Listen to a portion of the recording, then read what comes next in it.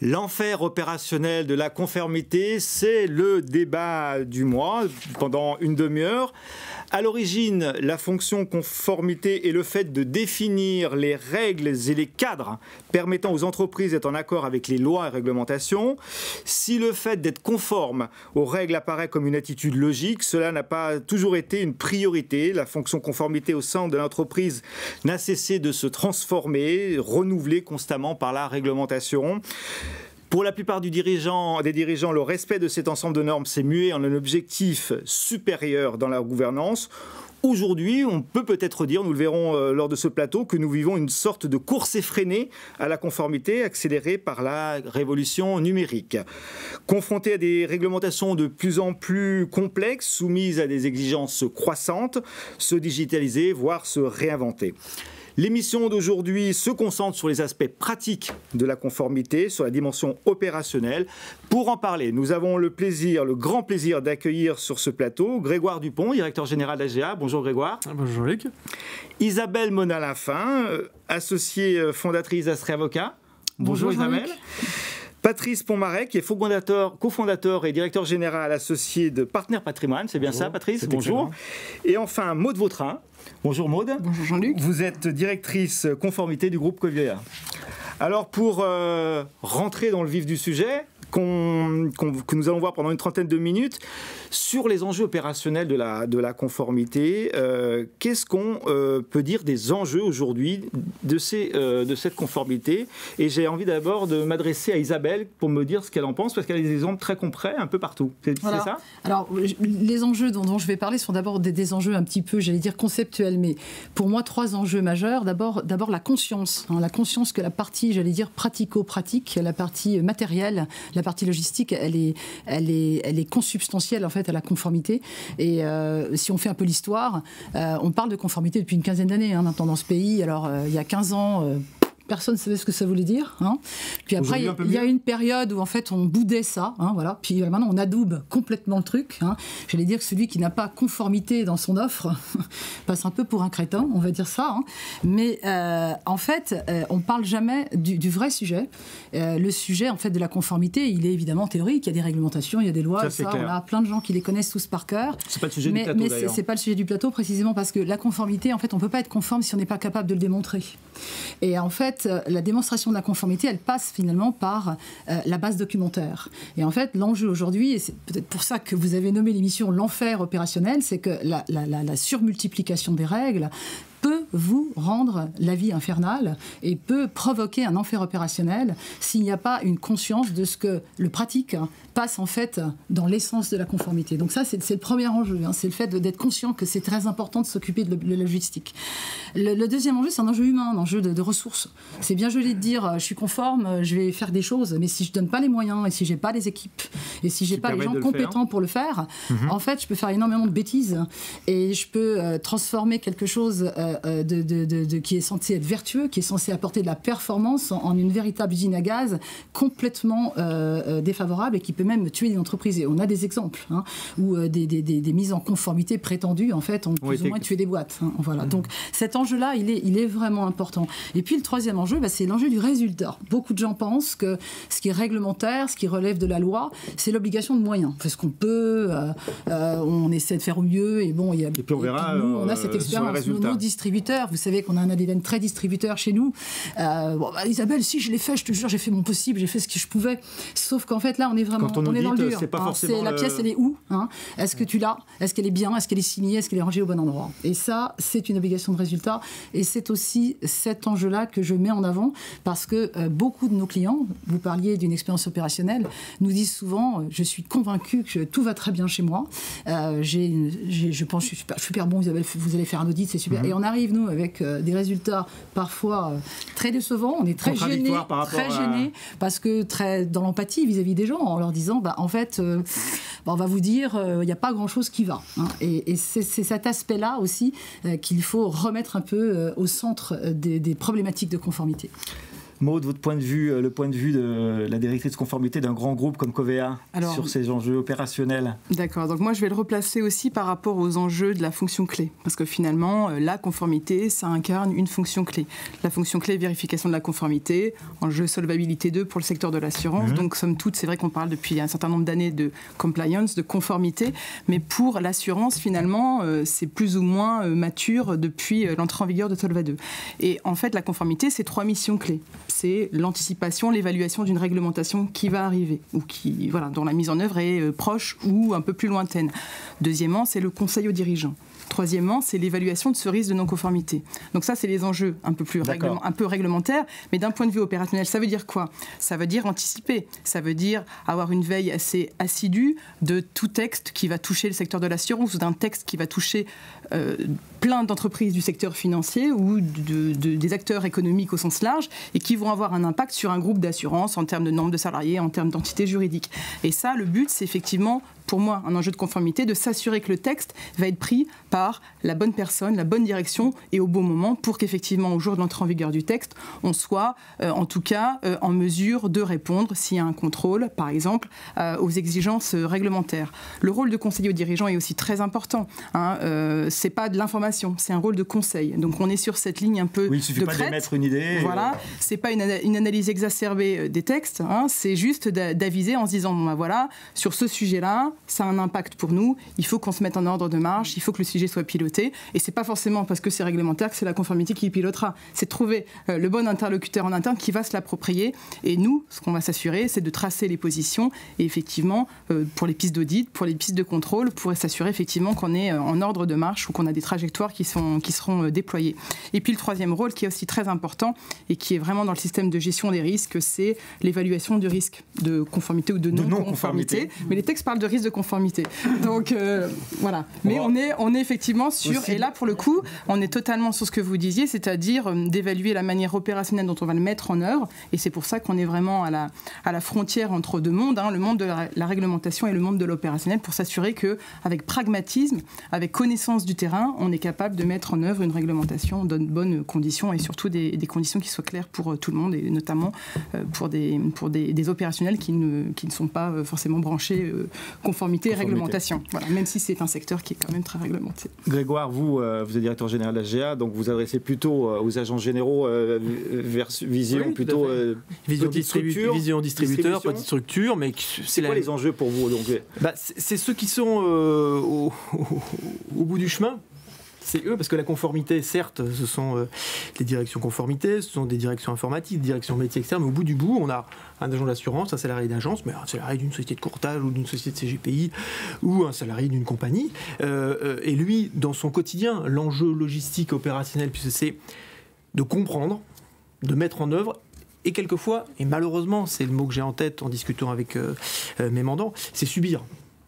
Et subir quoi? C'est subir, dans mon process de vente, des contraintes informatiques.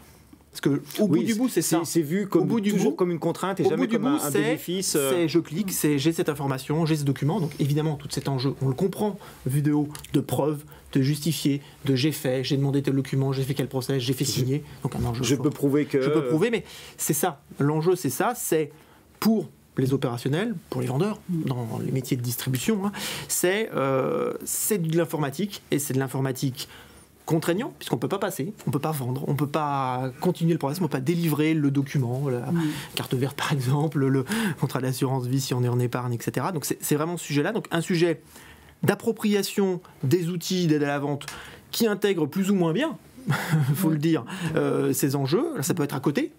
Évidemment, quand c'est parfait, c'est intégré dans le système, sinon c'est à côté.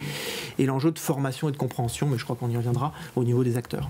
Côté CGP, Patrice, vous avez une vision particulière sur les enjeux de cette conformité? Ah ben oui, plutôt, et elle date pas d'hier. Alors quand on m'a proposé de faire partie de cette émission, je me suis dit, oh la barbe, une émission de plus sur la réglementation et la conformité. Et en fait non, c'était pas ça. Il s'agissait plutôt de rentrer dans la vraie vie. Oui, et puis de pilotage de la conformité. Et à ce moment-là, oui, là ça c'est devenu intéressant parce parce que nous sommes en train, nous, dans les cabinets de CGP, de vivre ce passage, de faire vivre la réglementation, la conformité de la relation client à une autre thématique plus entrepreneuriale, plus dynamique. Comment je fais pour piloter, comment je fais pour transformer la conformité en un outil opérationnel de développement de mon entreprise. Et là, du coup, il y a des enjeux. Alors, la conformité, comment, pour qui, pourquoi faire, tout ça, ce sont des questions qui nous animent, le but étant de délivrer à la fin une performance de meilleure qualité au service de nos clients.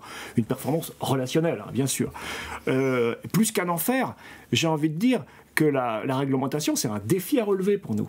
Et alors on est un peu rompus, nous les CGP, à cet exercice, parce que la réglementation et tous les enjeux de conformité, on les vit depuis 2005 avec la création du statut de CIF. Ici, on est sur une émission qui est très colorée courtage, mais quand même... Non, au sens large. Non, au sens large, très bien, parfait. Eh bien, non, mais nous adorons le statut de courtage. 100% des CGP adhérents de la Chambre, notamment, sont courtiers, donc on vit bien ce statut. Mais c'est ce poids réglementaire, cette dimension réglementaire, on la vit depuis 2005. Patrice, ça, sans parler de la réglementation, elle est ce qu'elle est, chacun peut avoir son opinion dessus. Est-ce que c'est un enfer opérationnel, concrètement, pour les CGP, de cette mise en conformité Ah mais clairement, ça peut le devenir pour celui qui n'en fait pas un enjeu d'entreprise.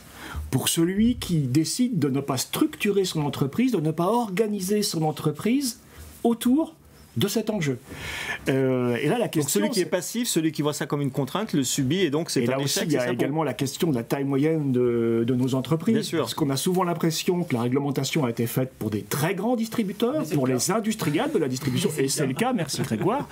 Et elle s'applique à tous. Et elle s'applique à tous. Et nous, c'est un défi dans une petite entreprise. Notre entreprise fait, je crois, nous sommes 16 ou 17 personnes au moment où je vous parle dans l'entreprise. Eh bien, c'est un véritable défi d'organiser intelligemment ce pilotage de la conformité.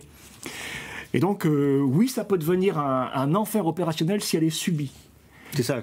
Après, on abordera au moment de la conclusion comment on peut faire autrement. Sur la distribution en particulier, est-ce qu'elle est subie par les agents généraux, Grégoire, cette nécessité d'être en phase avec la conformité ? Oui. Il ne faut pas tourner autour du pot. Alors, pour les agents généraux, on est bien sûr sur des réseaux avec un informatique embarqué qui est l'informatique compagnie. Donc là, il est aussi déployé par la compagnie. C'est aussi ça qui peut se rapprocher aussi des réseaux salariés. Donc oui, parce que comme opérationnellement, c'est quoi ? C'est le système d'information pour produire le contrat. Donc oui, on subit. Parce que là, il y a certes des comités, mais c'est quand même décidé, maturé. Alors, la fédération souhaite que bien sûr les agents soient associés le plus possible. C'est fait toujours, mais c'est quand même perçu comme venant d'en haut. Parce que le job d'un ingénieur général de ses salariés, c'est de vendre des contrats. Évidemment, de les vendre proprement, mais c'est quand même cet enjeu. Donc oui, sans faire de langue de bois, oui, c'est subi. Et on a un enjeu fort pour que le fait de le subir soit vécu de manière un peu adoucie, ou tout du moins qu'il y ait une compréhension. Apaisée, qu'il y ait une compréhension et qu'on donne du sens. C'est vraiment ce mot-là qu'on comprenne l'objectif. Mais que n'importe quel que soit le réseau, à mon avis, c'est ça, c'est pourquoi. Pour le dirigeant, pour le salarié, pour le responsable d'agence. Pourquoi ? Et c'est ça l'un des enjeux forts qu'on souhaite porter. Isabelle, vous vouliez réagir à ce sens-là ? Oui, je ne peux que souscrire à ça, puisque c'était nous l'idée historique effectivement du classeur. C'était l'idée de dire à quoi ça sert de divulguer et de bassiner finalement les intermédiaires, les distributeurs avec des règles. Qu'est-ce qu'ils cherchent ces distributeurs ? Parce que tout le monde est d'accord, et je pense que n'importe quel distributeur n'a pas le souci de mal travailler. Il a le souci d'essayer de faire au mieux son travail. Et en fait, l'idée, c'est de savoir comment faire. En fait. Donc, la question pédagogique du rapport à la qualification du fait est très importante. La conformité, c'est en fait essayer de comprendre pourquoi cette tâche, et ce que dit Grégoire est tout à fait fondamental, il y a beaucoup trop de centralisation dans les réseaux, des décisions sont prises par des gens qui ne sont pas des gens qui font, et en fait, il faut partir de ceux qui font pour, en fait, leur demander d'adapter leur façon de faire, plutôt que de partir de la règle, en fait. Et c'était l'idée historique du classeur, effectivement. Donc, donner du sens, de la compréhension, de la pédagogie. Pièce, on regarde comment elle est et on voit si on doit Patrice, vous vouliez réagir? Oui, pour bien vivre la conformité dans l'entreprise, il faut que l'ensemble des collaborateurs en aient compris le sens, mais aussi le client final.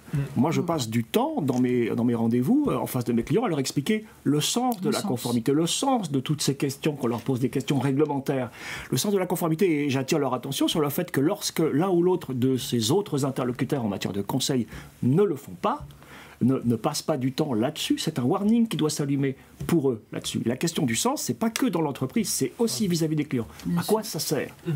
Mais ça commence peut-être aussi dans l'entreprise, de donner ce sens-là, cette pédagogie-là. Totalement, parce que ce que vous dites sur le fait que les courtiers, les agences subissent la réglementation, ça les collaborateurs aussi pour les entreprises d'assurance, pour le coup. On est quand même... conformité subissent aussi la réglementation, on est tous dans le même bateau. Voilà, c'est quand même un magma, on n'est pas là pour parler de réglementation, mais c'est quand même un magma tout ça. Des lois qui y sont prises les unes après les autres, des directives, des règlements, des textes qui ne se parlent pas, qui s'articulent difficilement. Et bien, justement, le but, c'est effectivement de prendre des positions qui sont les plus pragmatiques possibles. C'est ce travail d'anticipation dont je parlais aussi tout à l'heure. C'est d'essayer de jouer aussi quand on est en phase de concertation sur un texte, parce qu'il y a des moments aussi où on en a marre de se prendre un énième texte sur l'énième sujet. Enfin, il y a plein d'exemples à donner. Enfin, j'en ai plein qui me viennent, des problèmes d'articulation entre différents droits. Enfin, et donc tout ça, ça se dit, et dans l'entreprise, comment on va mettre en œuvre tout ce magma. Et puis à ça s'ajoute aussi parfois de la soft law, de notre autorité de contrôle. C'est pas de la réglementation. Donc oui, quand ça nous permet d'interpréter et de mieux appliquer, pas quand ça peut donner l'impression d'en ajouter. Voilà. Et c'est vrai que la conformité et la réglementation de manière générale, par les opérationnels, c'est pas quelque chose qui est forcément vu comme une légèreté, une souplesse dans l'activité. Mais c'est aussi intéressant de voir que parfois la réglementation peut servir aussi d'un levier. On parlait de la directive distribution d'assurance, donc en l'occurrence tu vas en parler tout à l'heure. Nous, par exemple, chez Covéa, on a des réseaux de salariés qui ne formalisaient pas le devoir de conseil. Ils faisaient du conseil, mais il n'était pas formalisé. Et les retours que l'on peut avoir de différents patrons d'agences, c'est que globalement, ça nous aide, ça les aide aussi, ça les aide à mieux connaître le client, à mieux cerner les besoins et finalement à mieux vendre les produits. Donc on rejoint et un intérêt pour les distributeurs et un intérêt pour les clients, puisque c'est bien lui qui est au centre de cette réglementation. Alors si on vous écoute, c'est quand même un peu compliqué dans le quotidien de tout le monde. Est-ce que la technologie, est-ce que les outils, les nouveaux outils, l'intelligence artificielle, la digitalisation, etc., est-ce que ça peut accélérer cette pédagogie? Est-ce que ça peut permettre d'avoir effectivement de faire de la conformité un peu plus facilement? Patrice, vous avez peut-être vous de votre côté Ce qui est clair, c'est que les enjeux logistiques, ils passent par les outils, mais pas que. Il y a des enjeux humains, techniques, matériels qui sont extrêmement importants et qui sont coûteux. Tout ça, c'est autant de coûts opérationnels pour l'entreprise. D'où la nécessité pour nous d'avoir atteint, dans des grands groupes aussi florissants et solides que celui que vous représentez, Covéa, ça ne pose pas les mêmes problèmes que dans une petite PME, voire une TPE, et la nécessité d'atteindre une taille critique. On voit bien d'ailleurs dans notre métier, dans notre canal de distribution, mais partout, la nécessité d'atteindre des tailles critiques et dans un phénomène de concentration. Rien que pour ça, la tendance va accompagner ce mouvement de concentration. Il est absolument nécessaire d'atteindre cette taille critique pour pouvoir faire face à ces coûts opérationnels liés à la conformité. Parce que quelle que soit la masse que vous traitez, oui, le vous coût avez sera le même. Les mêmes obligations. Donc, voilà, pour nous, les enjeux, ils sont un petit peu là. Alors après, je reviendrai sur la question de la digitalisation. Et effectivement, non, parce que c'était la question du moment. Oui. Et ben, ça va nous aider incontestablement. On va vite dans ce débat. Les robots advisors, par exemple, est-ce que ça nous permet d'accélérer un certain nombre de choses sur les arbitrages, assurance vie, etc. ou pas? Est-ce que la technologie nous aide dans cette conformité? Bien sûr. Alors là, on est un peu sur la conformité de la relation client. Et, par exemple, quand tous les outils, les logiciels dont il faut s'être équipé pour délivrer un conseil, une intermédiation performante. Ça passe par ça, mais pas que. C'est pas parce qu'on n'utilise pas les robots advisors qu'on n'est pas un bon conseiller en gestion de patrimoine. C'est pas la question. Hein. Voilà. Donc, mais moi, je pense plutôt aux outils d'agrégation, à la CRM, à tous les enjeux d'archivage, aux outils qui permettent de vraiment piloter au quotidien la conformité de l'entreprise, pas tant celle de la conformité de la relation client, mais la conformité de l'entreprise. Comment je sais les documents qui vont arriver en fin de validité, comment je suis prévenu, comment je gère, où est-ce qu'ils sont stockés, etc. Ça, c'est extrêmement important. Et il est évident que la digitalisation va nous permettre de relever ce défi et de consacrer moins de jours hommes à ces questions-là. Et ça va nous permettre de nous recentrer sur les tâches sur lesquelles on a une vraie valeur ajoutée, c'est-à-dire être en face de nos clients. Isabelle, votre point de vue sur cette digitalisation, vous l'avez un petit peu évoqué déjà tout à l'heure. Oui, tout à l'heure, et puis je rebondis sur ce que dit Patrice. En fait, c'est un enjeu, je dirais, de rationalisation, c'est un enjeu d'efficacité et de résultat. On sait que l'outillage, il fait moins d'erreurs, en fait. Il est jamais malade, il n'est pas absent, il dit pas qu'il n'a pas envie. Il y a effectivement... Il n'a pas besoin de comprendre ce qu'il fait, en plus. Alors, il a besoin d'être aidé, mais on est sur des sujets, alors vous nous demandiez de donner des exemples, mais on va prendre le sujet des capacités professionnelle, par exemple, qui est un sujet en plus, j'allais dire, d'actualité en vue de la future autorégulation. On a calculé, nous, que un intermédiaire d'assurance ou financier qui travaille avec un salarié et un fournisseur doit avoir minimum 67 documents à pouvoir présenter pour considérer que son activité, il l'exerce de façon conforme. Donc, comme le dit, alors pour peu que vous ayez 3 collaborateurs et 5 fournisseurs, vous allez multiplier la base documentaire, et vous savez que pour les CIF, Patrice est parfaitement au courant, c'est déjà le cas depuis 2005, effectivement, mais pour les intermédiaires d'assurance, c'est demain. Il va falloir qu'il justifie aux derniers salariés concernés de l'existence des justificatifs de formation, des attestations de présence, des supports de formation. Pour un salarié, c'est pas moins de 4 documents par an. Donc vous avez 3000 salariés, ça fait 3 x 4, 12, ça fait 12 000 documents. Donc vous avez effectivement cet enjeu. Si vous n'êtes pas outillé, c'est ingérable. Vous avez un réseau d'apporteurs. C'est une nécessité. Vous avez 1000 apporteurs, il vous faut les adresses. Oui, c'est une nécessité, mais on assiste à beaucoup de conférences ensemble, on en parle beaucoup, mais entre la décision du groupe d'y aller, on y va, etc., et ce dont on parle, la dimension opérationnelle, ce qui se passe dans l'agence salariée, l'agence ou la société de courtage, etc., il y a quand même un long chemin. C'est-à-dire que sur le papier, en théorie, c'est fabuleux, la digitalisation, mais c'est extrêmement coûteux, compliqué et complexe d'arriver au bout pour avoir une aide à la vente complète avec les pièces et justificatifs, etc., les arbres des possibles, etc. Même si là, je sors un petit peu de mon rôle, etc., je sais par les échanges qu'on peut avoir avec les compagnies que c'est extrêmement compliqué, coûteux et long. C'est-à-dire qu'entre les grands discours et la réelle mise en place, et l'action, il peut y avoir des années. Quelques gaps. C'est des années, parce que faut emmener toute la gamme, il faut modifier tout le dispositif, c'est très très lourd. Certaines grandes compagnies sont arrivées à bon, je peux en citer une, mais d'autres l'ont sûrement aussi, mais j'avais des démonstrations très très précises. AXA, par exemple, a eu une solution complète qui s'appelle Discovery, peu importe son nom, qui intègre la totalité du parcours client. Et toutes les étapes de... UC, choix d'UC, KYC, etc. Mais ils ont mis 2 ans. Et ça n'embrasse pas la totalité du portefeuille, etc. C'est très très coûteux en investissement et c'est complexe. Et ensuite, quand c'est opérationnel, il faut former tout le monde. Maud, votre point de vue sur ces digitalisation, effectivement, moi je voulais parler un peu des RegTech, dont on parle aussi beaucoup, parce que là vous avez parlé beaucoup d'outils de simplification des parcours clients. Et c'est vrai qu'on se dit que ces entreprises, ces startups, en fait, ont vocation à nous simplifier. Alors là, d'un point de vue assureur, toutes les exigences de reporting que l'on a, voire d'analyse des documents. Et ça, c'est vrai qu'il y a une offre qui est assez florissante en ce moment. Après, sur les parcours clients, effectivement, là aussi, on est tous face aux mêmes exigences, parce que voilà, et les curseurs sont parfois différents. Et ce qu'on pousse aussi, il y a des initiatives plutôt dans le monde bancaire qui sont intéressantes à noter, sur le fait de se dire, mais finalement, en termes de respect de la réglementation, lutte contre le blanchiment et le financement du terrorisme, je vais devoir, moi, entreprise, par exemple, produire mes documents à la banque A, les mêmes documents à la banque B, etc. Et il y a des initiatives qui sont prises pour se dire, une fois que je vais donner à la banque A, ça vaudra pour la banque B, la banque C, etc. Et ça, c'est des échanges qu'on commence à avoir au niveau de la profession aussi, pour se dire, mais est-ce qu'on ne pourrait pas essayer de davantage se mettre d'accord ? On a aussi tous subi les réglementations les unes après les autres, et c'est vrai qu'on voit sur certains chantiers la relation qu'on a aussi avec les courtiers en termes de conformité réglementaire, qu'on se dit qu'on arrive peut-être aussi, nous, à un moment de maturité suffisant pour se dire on va être capable de plus s'entendre peut-être sur les pièces qu'on peut exiger, ce qui simplifiera aussi et la vie des assureurs et la vie des intermédiaires et des distributeurs. Donc voilà, donc ça, on regarde ça d'assez près, et on appelle effectivement aussi de nos voeux à simplifier un peu les documents qu'on demande, et puis on nous demande aussi, entreprises d'assurance, digitalisation, de simplifier les pièces justificatives pour faire des parcours digitaux de A à Z. Voilà. Ce qui est aussi intéressant de noter, c'est qu'il faut aussi que nos autorités de contrôle fassent confiance à la technologie. Ça aussi, c'est un chemin qu'il faut aussi accompagner pour pas qu'on nous redemande derrière de revérifier. Voilà, c'est un point. Du papier, du PDF qui est du papier. Il faut qu'on lui fasse confiance à cette technologie. Il ne faut pas qu'on nous demande de faire derrière. Voilà. On a eu quelques retours d'expérience, Isabelle, sur le sujet de la digitalisation et des outils. Qu'est-ce que vous pouvez dire sur les outils indispensables aujourd'hui à la conformité?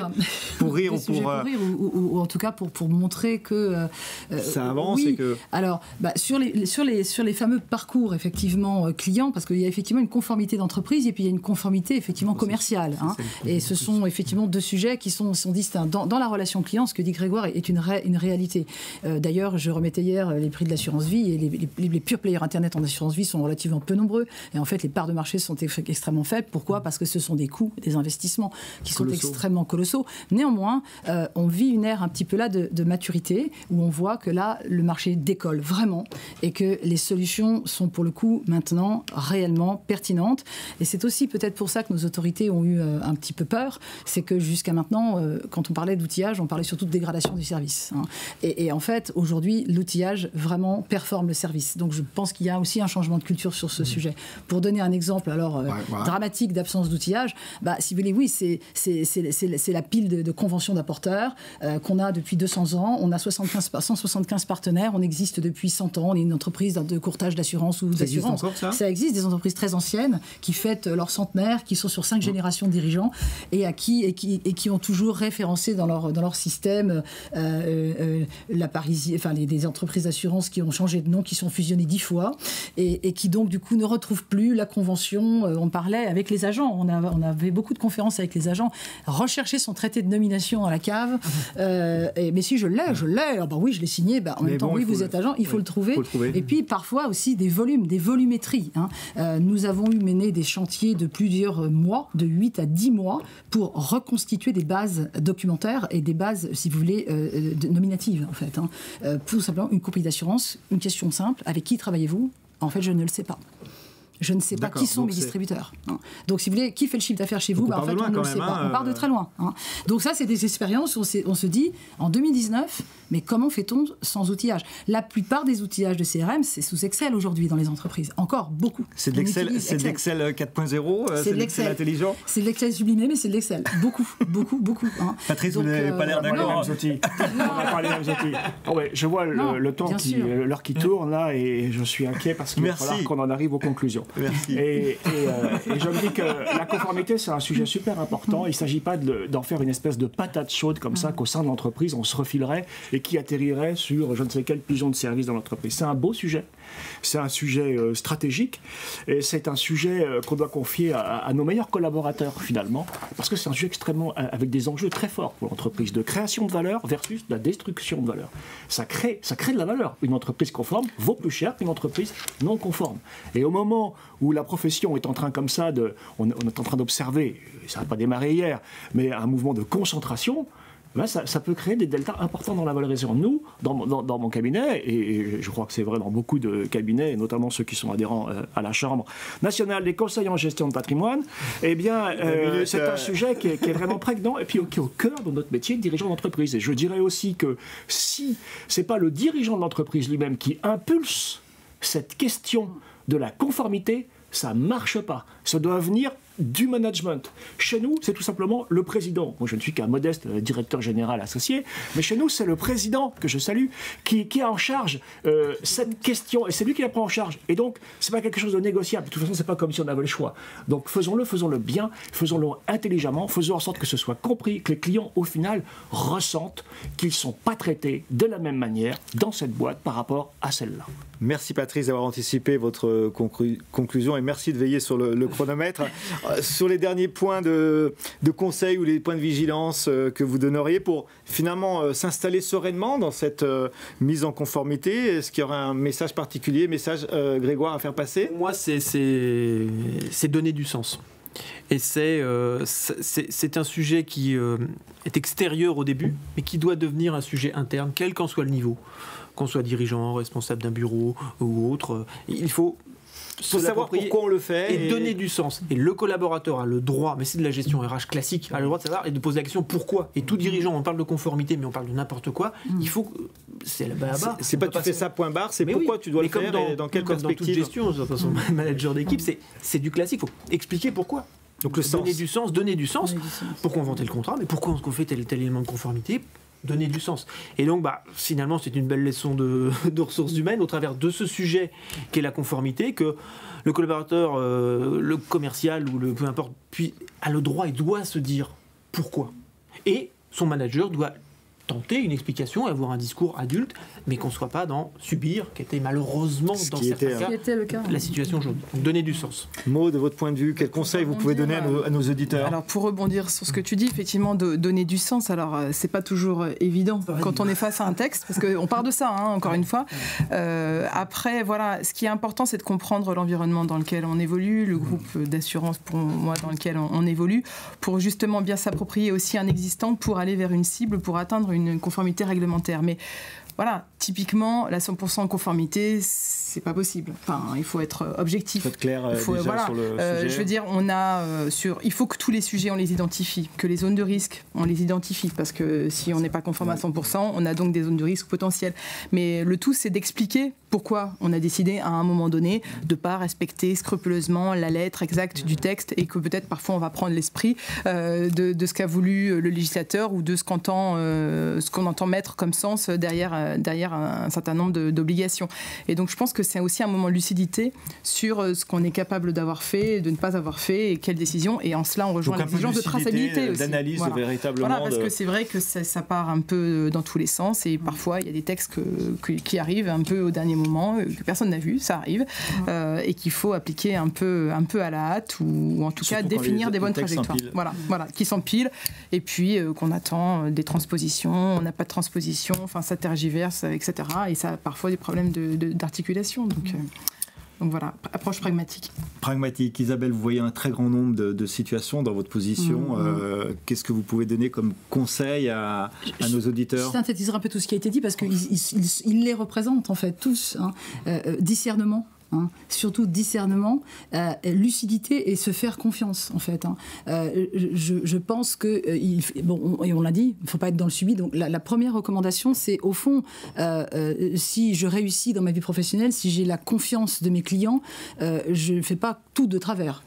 Donc j'ai besoin quand même de me former. Donc cette lucidité par rapport à l'existence d'une obligation quand même de me soumettre à des règles. Je ne peux pas faire ce que je veux. On est dans un monde où effectivement je manipule des sujets réglementés, donc il faut avoir conscience qu'on exécute cette formation-là, mais il faut, la première recommandation vraiment dans le sujet d'aujourd'hui, c'est le discernement, la lucidité, et être capable de partir de ce que l'on fait pour l'adapter, et non pas le contraire, parce que c'est là où effectivement on a des risques énormes de destruction de valeur, et là je rejoindrai tout ce qu'a dit Patrice, il faut prendre ce sujet comme un outil de développement et non pas du tout comme un outil de régression. Ça valorise l'entreprise, et il a parfaitement raison. Nous avons énormément d'exemples de négociations qui échouent avec des réductions significatives de tarification et de prix pour des questions d'organisation, parce que la conformité, c'est de l'organisation, c'est ranger son bureau, c'est être capable d'avoir une lisibilité.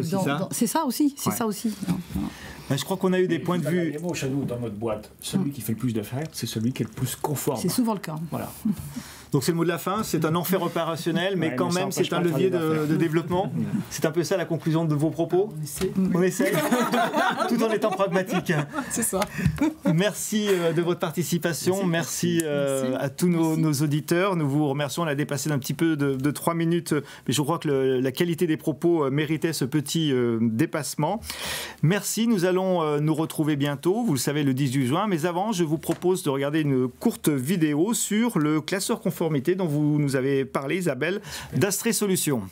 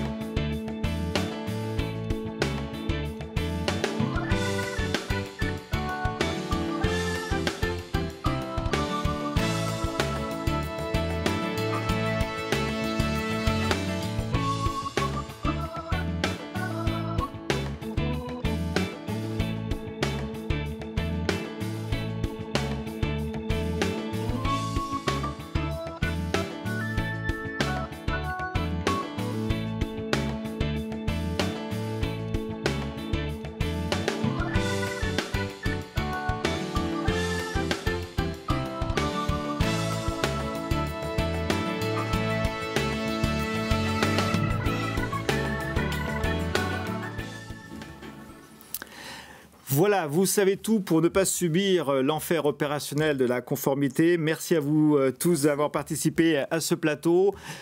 Nous nous retrouvons le 18 juin à partir de 16h, comme d'habitude. À très vite.